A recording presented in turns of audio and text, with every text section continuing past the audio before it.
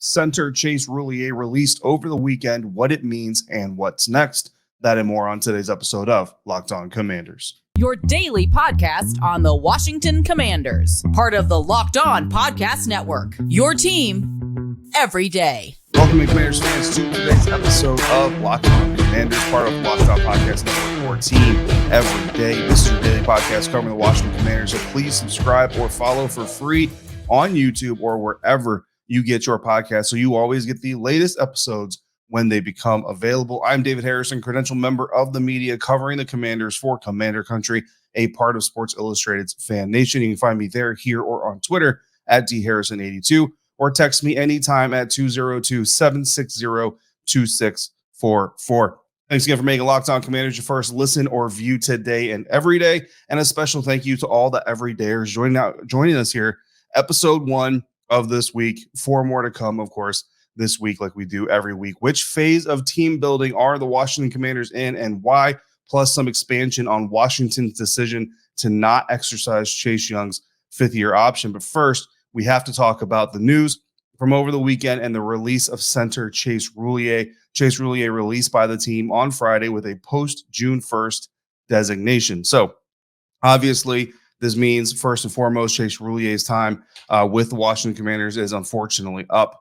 Last season, trying to come back from that season-ending injury the year before, was looking good, was doing well, and then unfortunately, very early on, lost again for the season. And the writing has just kind of been on the wall. This is one of the releases we talked last week at the end of the week about some potential free agent options that the Washington Commanders could potentially bring in. Some of you liked some of the ideas I had. Some of you didn't like some of the ideas I had, and that's perfectly fine.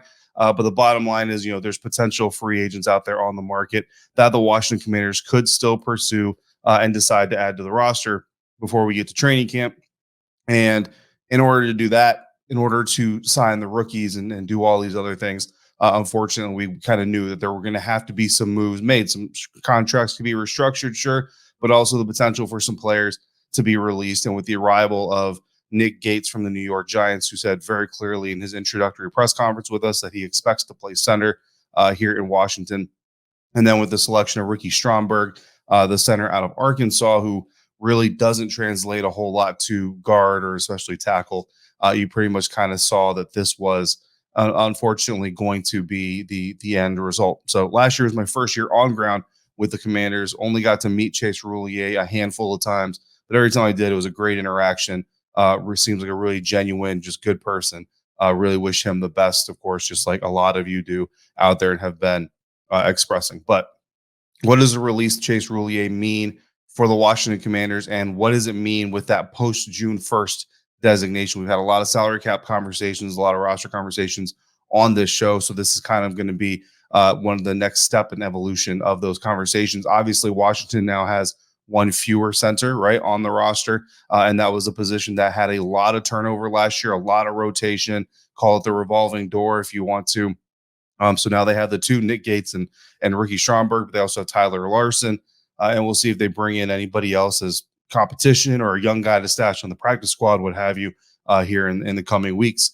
And of course, that's going to impact our depth chart projections coming up, wrapping up film study on Ricky Stromberg, on Braden Daniels, to bring in our offensive lineman draft picks film study, and then update the depth chart as well here later on this week. So the move also saves the Washington Commanders a little more than $8 million in 2023, while it does carry a little more than $4 million in dead cap money this year and next year. And that is the significance of the post-June 1st designation for the release. Under a post-June 1st designation release, a team can release a player now, essentially allowing that player the ability to leave, visit, and negotiate with other teams.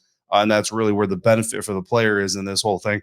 But they don't have to take all of his contract's dead money this year, because they'll officially keep his money on the books until June 2nd. As of June 2nd, his guarantees from this year only apply to this year, and guarantees for next season and beyond, if there were more years left in the contract, would then all accelerate to next year.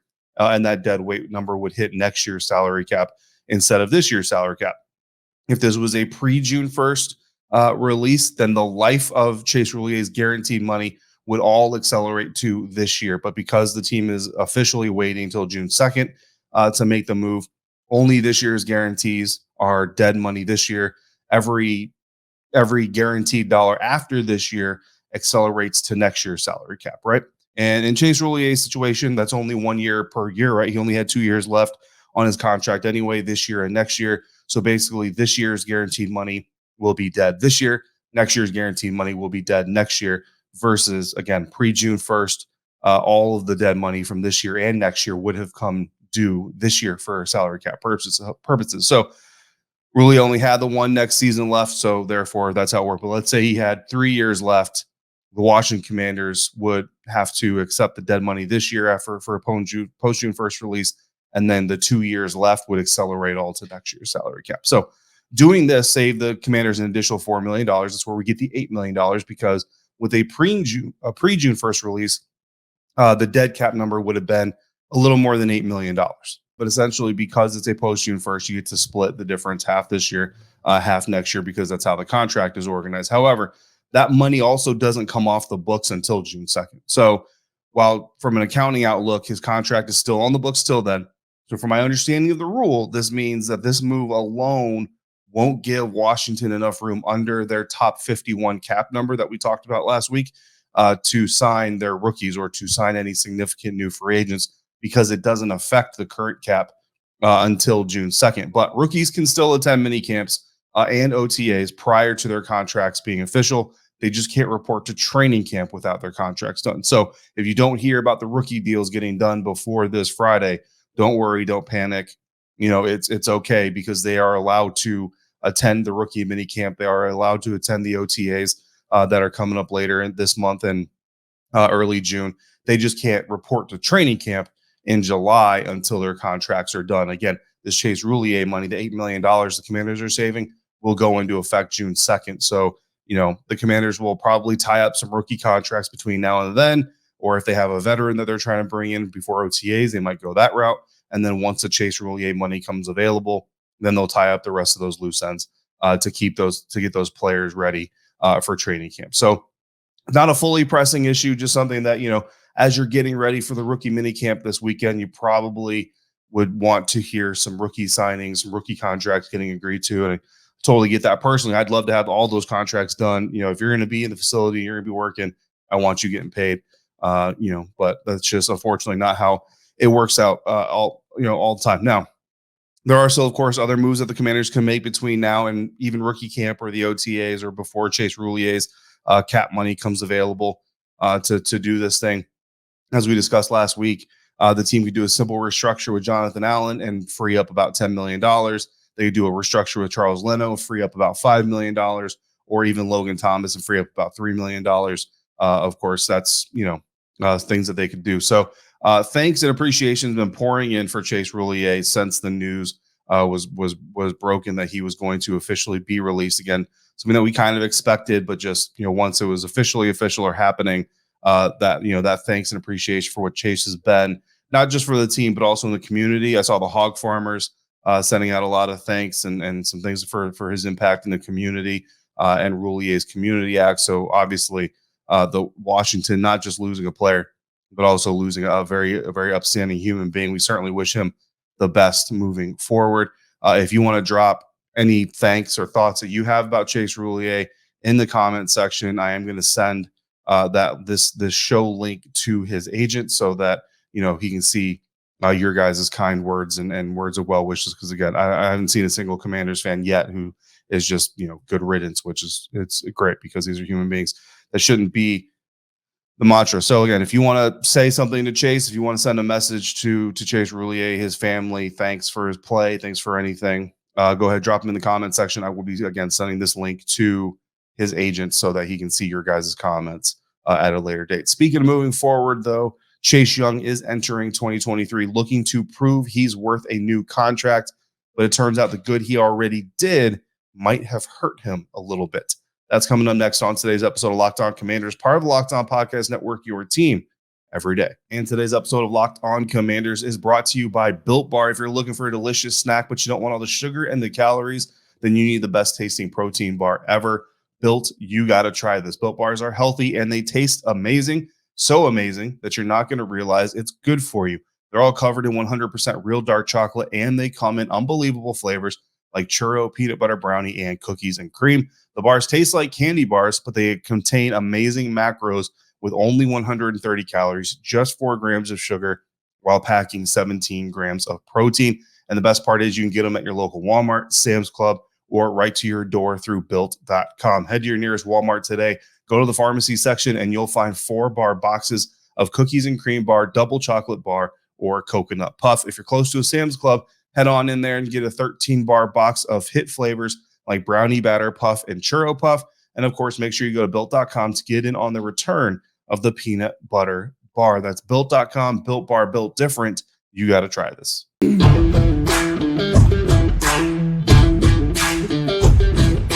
Thanks again for making Locked On Commanders your first listen or view today and every day. Every day, we've got a live mailbag coming on Tuesday afternoon. So drop your questions in the live chat or in the comment section, email, Twitter, however you want to get it to me, and we will get to as many as we can on Tuesday. Washington declined Chase Young's 5th-year option, and now the entire league has turned in their option decisions from the 2020 first round of the NFL draft, and everyone is taking stock because this year was a particularly bad year for 5th-year options. Speaking on the Locked On NFL Scouting podcast with the draft dudes, Kyle Krabs and Joe Marino, discussed, among others, Washington's decision to decline Chase Young's 5th-year option. If you want to go check out their comments, their episode, they started from the top of the draft with the declined options. Chase Young, the number 2 overall pick, was the first player that they discussed because he's the top drafted player who had his option declined, as the Cincinnati Bengals decided to pick up Joe Burrow's 5th-year option for a very good reason. Now, Kyle Krabs, Joe Marino, again, Locked On NFL Scouting with the draft dudes, brought up something very interesting that I kind of want to expand on here, because Kyle brought up the idea that Chase Young making the Pro Bowl in his rookie season actually killed any chance of him getting his option picked up this year in the first place. So we talked about this in the lead up to the decision that was being made by the Washington Commanders, right? That Chase Young, because of his rookie season, Defensive Rookie of the Year campaign, Pro Bowl selection, he elevated his tier of 5th-year option. There are tiers of 5th-year options when these things come through. You have your basic tier, you have your tier 1, tier 2, tier 3. There's multiple tiers here for these players to potentially have their options picked up, and it basically their performance accelerators, right? So the basic tier is just essentially you were drafted in the first round, you were on the roster, here's how much money your option is worth. Next, you have play time, so you played X amount of snaps. It's like 75% of snaps the first year, first 3 years, 50% total for the life of your contract so far. There's a couple of stipulations. Tier 3 is any player who has at least 1 Pro Bowl selection. So that is where Chase Young qualifies, right? And what's interesting is that tier 3 number was $17.452 million for Chase Young. And again, if we go back every day, as you go back through the conversations we've had about Chase Young and whether or not the team should or would exercise his option, it was always about the money, right? This is a business decision, and how much that $17.452 million really meant and the impact of making that decision. Without that Pro Bowl, Chase Young has not played enough snaps to qualify for tier 2 or tier 1. And he actually would only qualify for the basic level of 5th-year option. Now, being the number 2 overall pick, being a first-round draft pick in general, that basic tier is still $12.141 million. But you're talking a difference of $5.3 million. So the basic option that Chase Young would have qualified for if he hadn't made the Pro Bowl in his rookie season would have made Chase Young the 18th highest paid defensive end in the NFL this year, according to annual average value of the contract.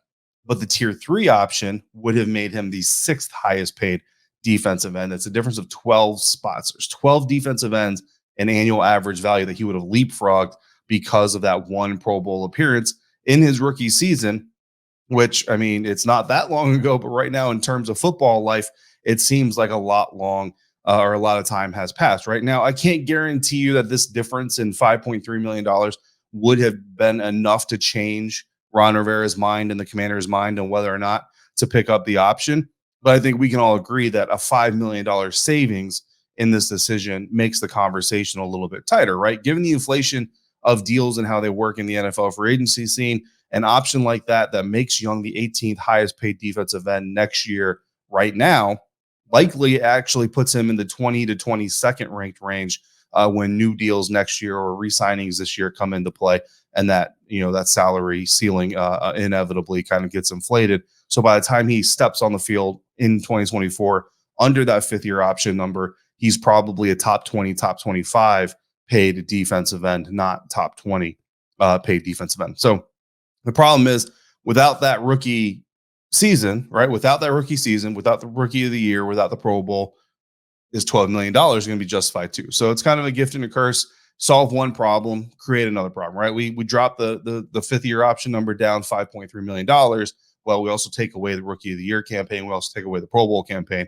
And so we might just create another problem where not only do the Commanders not justify the $12 million, but maybe they do what the Detroit Lions did with Jeff Okudah, and they trade him for a fifth-round pick. Now, of course, Chase Young has the opportunity this year, to prove to the Washington Commanders that he is worth a long-term investment. And instead of playing on a fifth-year option next year, which a lot of guys don't even want to do, if you look at the Devin White situation with the Tampa Bay Buccaneers, he's upset because he doesn't want to play on a one-year, fifth-year option contract. He wants a deal. So Chase Young potentially could turn this struggle and turn this negativity into positivity by having a good season, going out there and earning a contract extension. So that got me thinking about wanting to see what happened to some of last year's declined fifth-year options. So last year, 2019, the 2019 NFL draft class, their first-round picks had their fifth-year option decisions made, and the top defensive player who had his option declined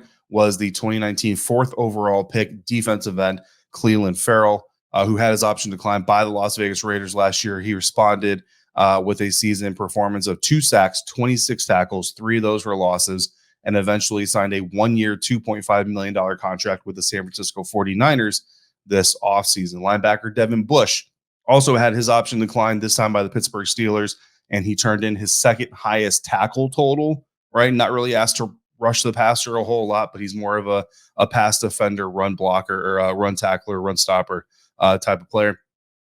That wasn't enough for the Steelers. He eventually signed a one-year, $3.5 million contract with the Seattle Seahawks. Safety Jonathan Abram had his option declined by the Raiders, and then eventually spent time with Vegas, Green Bay, and Seattle last year, and then signed a one-year deal with the New Orleans Saints this offseason worth $1.16 million. And, so the history kind of says that players that have their fifth-year option declined, especially on defense, don't typically rebound very well, and they end up playing elsewhere. Chase Young doesn't have to fit that mold. We'll see what he does this season, and everybody, I think, is hopeful that he'll play well and earn a contract with this team, not with Seattle or San Francisco or somebody else. But this year was particularly rough on fifth-year option. So it's not just Chase Young that's having his option declined. Young is the highest drafted player in this year's class to have his option declined, but number 3 overall pick, Jeff Okudah, the quarterback we just talked about a little bit ago, was traded to the Atlanta Falcons because Detroit agreed to pay part of his 2023 salary for the Falcons. His fifth-year option cannot be exercised, so they don't have the choice there. But pretty safe to say it wasn't getting exercised anyway, right? 2 more top 10 picks from 2020 also had their options declined. Linebacker Isaiah Simmons from the Arizona Cardinals and cornerback C.J. Henderson from the Carolina Panthers, originally drafted by the Jacksonville Jaguars, traded to the Carolina Panthers. But because of those stipulations, the Panthers still had the right to exercise his fifth-year option. They decided to decline that. 11 more 2020 first-round picks had their options declined, making 15 of the 32 picks either players declined or players no longer with the original team that drafted them. Packers quarterback Jordan Love also doesn't have his fifth-year option exercised because he signed an extension. So obviously the fifth-year option is unnecessary. So that's a positive, not a negative, but not a good year, not a banner year for first-round picks getting their options exercised and declined. So Chase Young certainly not alone in that boat.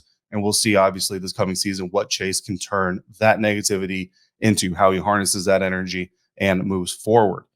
The Commanders are hoping that he's going to move forward well and prove to them again that he is part of the future of this team.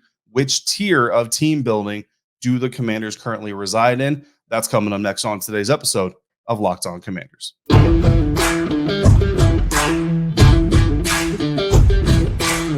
right, guys, our final segment of today's episode of Locked On Commanders. Again, we got a mailbag episode coming on Tuesday, so drop your questions in the live chat or the comment section. Email me, hit me on Twitter, or text me on Subtext, and we'll get as many as we can on Tuesday. Now, we just talked about Chase Young's fifth-year option, kind of expanded on that a little bit. That conversation was inspired by the Locked On NFL Scouting podcast with the Draft Dudes. Kyle and Joe talked about that. They also, however, recently had a breakdown of all 32 NFL franchises, and they broke them down into tiers by which stage that they're currently in as it applies to franchise building. And the categories they used to separate all 32 NFL teams were the long-term contenders, the teams that were in the phase of franchise building that will make them playoff contenders, Super Bowl contenders for years and years to come. They also have the win now franchises, teams that are more built to win today and try to make a push in the near term versus having kind of the established long-term talent on their roster. The young contenders, teams that have some potential, some promise, but just aren't quite there yet, need a few more pieces or at least need a few more years of experience to really kind of solidify themselves. Teams in transition, teams that kind of don't know where they want to go, but aren't there yet and are kind of working towards getting to that spot. Some of these teams like the Tampa Bay Buccaneers trying to get back to where they were versus, trying to get there for the first time. And then teams that are rebuilding, teams that are just kind of in this process of trying to put together a competitive roster and make sure that their franchise is respectable. They had another tier, directionless franchise, which is pretty rough. They did not put any teams in that category. So where do the Washington Commanders sit in those tiers? Well, Joe and Kyle put them in the win now franchise tier. And it was interesting because in their conversation, they actually kind of went back and forth. They're like, well, it could be a team in transition because the new ownership group is coming in. You got a young quarterback, but they also could be a young contender team. You got young players like Jahan Dotson, Terry McLaurin is still relatively young. Obviously, Sam Howell is young as well. But they also put him in the win now franchise. And the reason they put him in the win now franchise category is because of that ownership transition. Again, so the easy answer probably would have been team in transition, right? But because of this ownership transition, Coach Ron Rivera and General Manager Martin Mayhew are very much in a win now scenario. They really are in a have to win, or you could almost create a new tier and say must win tier of franchise building scenario. And Kyle and Joe are honestly, like a lot of other people, and really amazed that this team is trying to do this thing with a 5th round quarterback in his second season in Sam Howell, who has one career start. I can't tell you guys how many times I'll have a conversation with another media member, or I'll just encounter a sports fan who's a fan of a different team, and they're just blown away by the fact that the Washington Commanders are about to give Sam Howell a fifth year draft or 5th round draft pick from a year ago the opportunity to lead this franchise. And I try to tell every single one of them, look, if you saw Sam from the time he got to Washington, interact with him, see him, we don't see everything at practice, obviously, as media members, but the team talks about what they saw in practice. The quarterbacks talked about him. The other players talked about him. And then you see the way that translated into that final game against the Dallas Cowboys last year. And you also remember that this team essentially had a 2nd round draft grade on Sam Howell. Like, they waited to the 5th round to draft this guy because they didn't want to offend their new quarterback, Carson Wentz, because they had seen what happened when the Eagles went down that road, right? So when you put all these things together, it's really not that hard to understand. I think Commanders fans understand it. I think, and I know not every Commanders fan is excited to see Sam Howell start this season, as some are, but I think everybody at least kind of understands where the team is kind of coming from. So it's interesting. But that part of this whole scenario actually got me thinking about a different question, which is this really just a new way for Ron Rivera and Martin Mayhew to play the same old song that we see coaching staffs and front offices go through and trying to tag themselves to a young quarterback in hopes of saving their job, right? And I think the most recent scenario we can look at is the Chicago Bears. And you saw Matt Nagy and his general manager in Chicago very much on the hot seat. Everybody was speculating that basically they were probably going to get fired at the end of the season or maybe even during the season. And what do? They go draft a 1st round quarterback in Justin Fields out of Ohio State. And I remember when that pick came down, I was talking with a media member who covers the Chicago Bears, very in tune with the Chicago Bears, and they told me Justin Fields doesn't fit what the Chicago Bears offense wants to do. Like it doesn't make sense.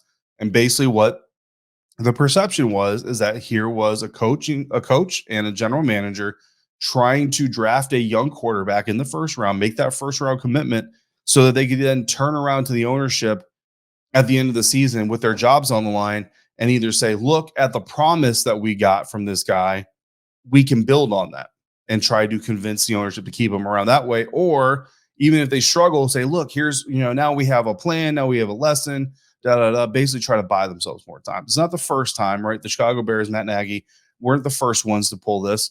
They're not going to be the last ones to pull this. And you almost kind of wonder, is this kind of what Ron Rivera and Martin Mayhew are doing? Not that they don't believe in Sam Howell, right? I want to make sure that's very, very clear, but it's kind of an added bonus of, yeah, this is the tried, and I don't want to say true, but tried and sometimes successful method of, hey, let's put a young quarterback in. Let's show some potential from a team standpoint.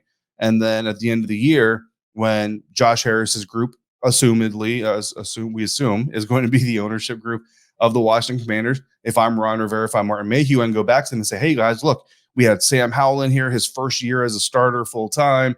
And look, we won 8 or 9 games, and we either made or we're close to making the playoffs, did all this, did all that. There's a lot of potential there. If we continue building on it, we've really got something here. It could be. And it actually could be a 2-for-1 effort, because if Sam doesn't work out, right, and knock on wood, that's not the case, but if Sam Howell doesn't work out, you're Ron Rivera, you go back to the ownership group, say, hey, look at all the pieces we put around here. Let us install a quarterback in the first round this year, and let's see where this thing goes, and maybe try to buy yourself a year there. So it's interesting. Again, I don't know that that's like the intent, right? I'm not here saying that that's kind of the intention. That's why Ron Rivera and Martin Mayhew were like, you know what? Let's not pursue a veteran. Let's just go with Sam and see if this thing works and all that stuff. I just think it might be a little bit of an added bonus. So interesting for Joe and Kyle to call the Washington Commanders a win now franchise. And yeah, a little bit of back and forth in that conversation. For what it's worth, Dallas Cowboys and Philadelphia Eagles were both landed in the long-term contender category, while the New York Giants were placed in the young contender category of these tiers. So it's food for thought, a big episode of kind of expanding on thoughts and kind of expanding on what something might mean here to start off the week. Moving forward, we will have hopefully some more news, but we're building up to rookie mini camps. We will continue diving in to the rookie tape. I will bring you my observations from what I got to see in their games and their collegiate games, how I think that will translate to the NFL, more specifically the Washington Commanders, and we will continue setting out our readjusted depth chart for your 2023 Washington Commanders. In the meantime, I want to thank you again for making Locked On Commanders your first listen today or every day. And my everydayers, again, Tuesday afternoon is the next episode. It is live. Again, planning on going live at 11 o'clock in the afternoon, 11 o'clock a.m. Eastern time with that live mailbag episode. Already got some questions stashed away, stored, but if you have more that you want to add to the pile, send them in here in the live chat, here in the comment section, or you can email them to lockedoncommanders@gmail.com. Hit me on Twitter at dharrison82, or text me anytime at 202-760-2644 via subtext. Signing off for today, I'm David Harrison, staff writer for Commander Country, a part of Sports Illustrated's Fan Nation, credential member of the media covering your Washington Commanders, and more importantly, hanging out with you today and every day. Till we speak again, if you're out and about, please be safe, be kind to one another, and we'll see you right back here next time for another episode of Locked On Commanders, part of Locked On Podcast Network, your team every day.